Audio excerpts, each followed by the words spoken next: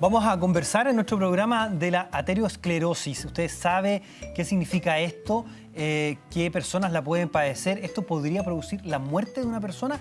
Vamos a conversar de este tema y está con nosotros el doctor Ricardo Holguín. Él es cirujano vascular de la clínica Indisa. Gracias por estar, Ricardo, con nosotros en el programa. Gracias por la invitación, Claudio. Se habla de la aterosclerosis, pero nos gustaría que tú, como especialista, nos pudieras decir qué es este problema. Yo creo que es bueno definirlo porque generalmente se confunde el concepto o incluso se dice mal, porque mucha gente dice arterioesclerosis. Claro. No, la palabra no viene de arteria, claro. Viene de atero, que es pasta, y escleros, que es duro. O sea, es el endurecimiento, porque era lo que describían los griegos adentro de la arteria, vieron que habían como unas verdaderas placas, como de cemento, por así decir. Entonces, la aterosclerosis es una enfermedad que afecta a todo el sistema cardiovascular arterial, generando estas placas que, como se ve en la imagen, ahí empiezan a ocupar el interior de las arterias. Esto no es propio de las venas y, anticipándome a preguntas que pueden hacer, no tiene que ver con las varices. Esto tiene que ver con enfermedad arterial. Sí, y es un proceso que se va desarrollando con los años, es un proceso largo, es un proceso degenerativo, es parte de nuestro envejecimiento. Mucha gente pregunta, ¿qué es esta pasta, esto que se pega? Entonces dicen algunos, y te quiero decir todas las preguntas, ¿no será calcio? ¿No será colesterol? ¿Qué es lo que se va pegando a la pared de la arteria, esta pasta que tú también describes? Eso es una buena pregunta porque el concepto también a veces está equivocado. Lo que ocurre no es que se va pegando en el interior de la arteria.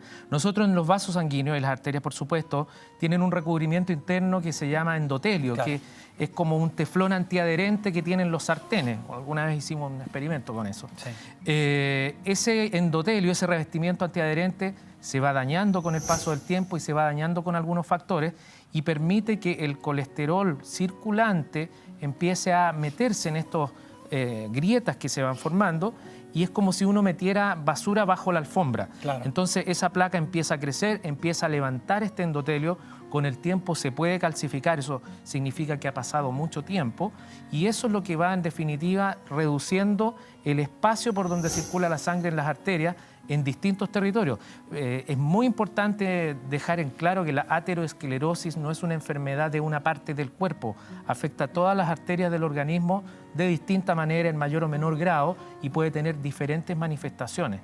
Ahora, afectando a todo el cuerpo, a todo el organismo, va debutando o va produciendo problemas en ciertos lugares que son como centinelas, como anclas, ¿no es cierto? Exactamente. Que son más frecuentes. Exactamente. O sea, hay territorios que son más sensibles y hay territorios que son claramente conocidos, como por ejemplo las arterias coronarias, que cuando se van estrechando se puede producir un infarto.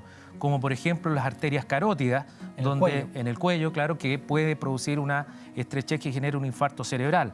Muy frecuente en las piernas, en las arterias de las piernas, que produce, ahí no va a producir nada grave, pero va limitando la movilidad del paciente porque le duelen las piernas al caminar. Y otros territorios, en las arterias de los riñones, en la aorta, que se puede dilatar, que se puede formar un aneurisma, que también se puede ir estrechando, es decir, puede afectar a cualquier territorio arterial. Ricardo, ¿cómo se construye esta enfermedad? Bueno, lo más importante es tener presente, como decíamos antes, que esto es un proceso degenerativo. Es como nos van apareciendo arrugas en la piel, se van formando placas de colesterol en las arterias. Correcto. Ahora, hay factores que hacen que esto sea más rápido o sea más intenso. Hay factores que no son modificables. Por ejemplo, el hecho de que sea un hombre tiene más, el sexo masculino tiene más incidencia del desarrollo de aterosclerosis que en las mujeres, hasta cierta etapa, porque después las mujeres, después de la menopausia, como que es igual. La edad, en la mayoría de los casos en que vemos este tipo de patología estamos por sobre los 60, 70 años. Esto no es algo que veamos en gente joven, para que no se preocupen todos los que estamos acá todavía. Muy bien. Hay factores que son modificables, como por ejemplo la falta de ejercicio, el sedentarismo, el tratar el colesterol alto, que lo llamamos técnicamente dislipidemias, el tratar bien la hipertensión y la diabetes, son enfermedades que van ayudando, van contribuyendo a que se dañe aún más este recubrimiento interno de la arteria y se vayan agregando más de estas placas de colesterol. Y el enemigo número uno que tenemos para todo el sistema cardiovascular, que es el tabaco. El cigarro es el enemigo número uno. Tú hablabas de las edades. Pero puede existir gente joven, por ejemplo, con hipercolesterolemia familiar, que tiene un colesterol altísimo, por una condición genética que puedan tener este problema. Claro, o sea, en estricto rigor... En esos casos, digamos. Sí, está descrito que las estrías de colesterol se empiezan a depositar en las arterias de los niños desde los 12, 14 años, y si a eso le sumamos comida chatarra puede que sea antes, pero es muy importante tener presente que el manejo de los lípidos y por lo tanto de la dieta es prioritario en estos casos. Ahora, para que el colesterol se vaya pegando en las paredes de las arterias o generando estas placas, tiene que haber un daño de este recubrimiento. Correcto. O sea, en una persona joven probablemente el tener triglicéridos, colesterol muy elevado, no va a generar un infarto, pero sí va a generar otros problemas en el organismo.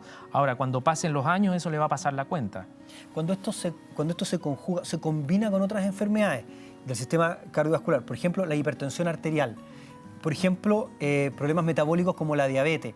Estos dos factores pueden condicionar que esta enfermedad aterosclerótica sea más rápida de evolución. Exactamente, ese es precisamente, Claudio, el concepto. O sea, la diabetes es el principal acelerador del deterioro aterosclerótico en las distintas arterias, fundamentalmente coronarias, en las extremidades inferiores, y la hipertensión, por su parte, se relaciona más a enfermedad carotidia, enfermedad cerebrovascular. O sea, que si uno va sumando estos factores y vamos armando como un mecano con la hipertensión, la diabetes, el cigarro, el sedentarismo, el colesterol alto, terminamos con una bomba de tiempo que puede que ni siquiera nos esté dando síntomas y que el primer síntoma sea un grave infarto. Y esto cuando uno analiza en el área más fina, digamos, más chica, la diabetes, por el tema del azúcar que está circulando, ¿no es cierto?, va dañando el azúcar directamente el endotelio, y por otro lado, los cambios de presión, la presión alta, va también produciendo estas, como tú decías muy bien, muy pedagógico, estas como fisuritas en el endotelio que hace que se empieza a meter como debajo de la alfombra, decías tú. Exactamente, esa es la fisiopatología de esto. O sea, el daño endotelial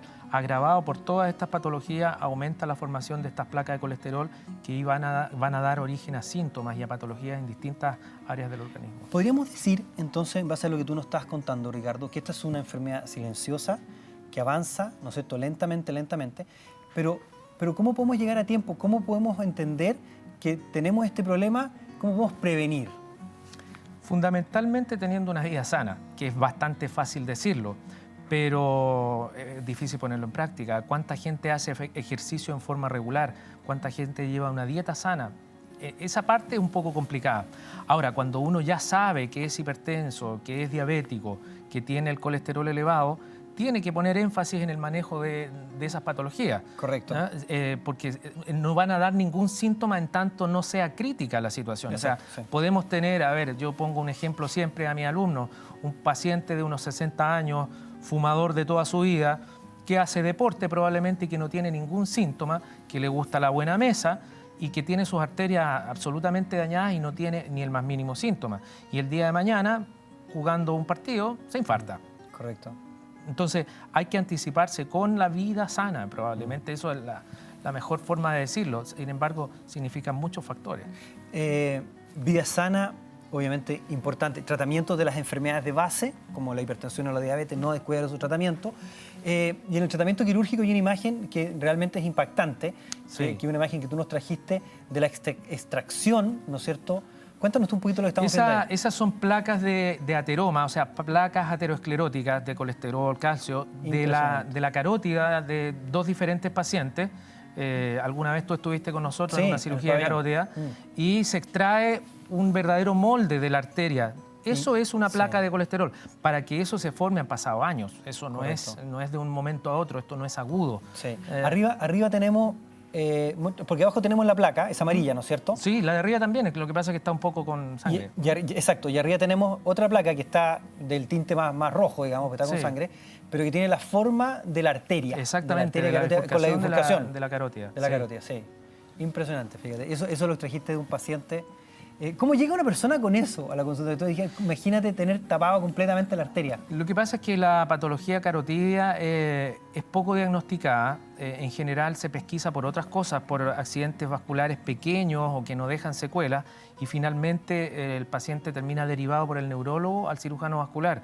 Y se hace en ciertos pacientes, no en todos, este tipo de cirugía para lo que es territorio carotidio, porque también tenemos el tratamiento para otro tipo de complicaciones de la aterosclerosis, como son los aneurismas, que es cirugía de la aorta abdominal, como son las obstrucciones arteriales en las piernas, de los pacientes que les duele al caminar y que para eso se hacen angioplastía en la gran mayoría de los casos, se van combinando terapias. Pero la gran masa de pacientes, como tú me preguntabas, ¿cómo llegan a consultar? Primero que todo, teniendo en cuenta los factores de riesgo. Si yo tengo los factores de riesgo en cuenta, voy a saber en qué pacientes tengo que evaluar mejor este tipo de problemas. Exacto. Muchas gracias, Ricardo, por estar con nosotros hoy día. Bien, pues. Agradecemos también, por supuesto, a Clínica Indisa. Y vamos a hacer la pausa. Claro que sí, vamos a hacer la pausa y volvemos junto a usted en unos pocos minutos. Siga con nosotros.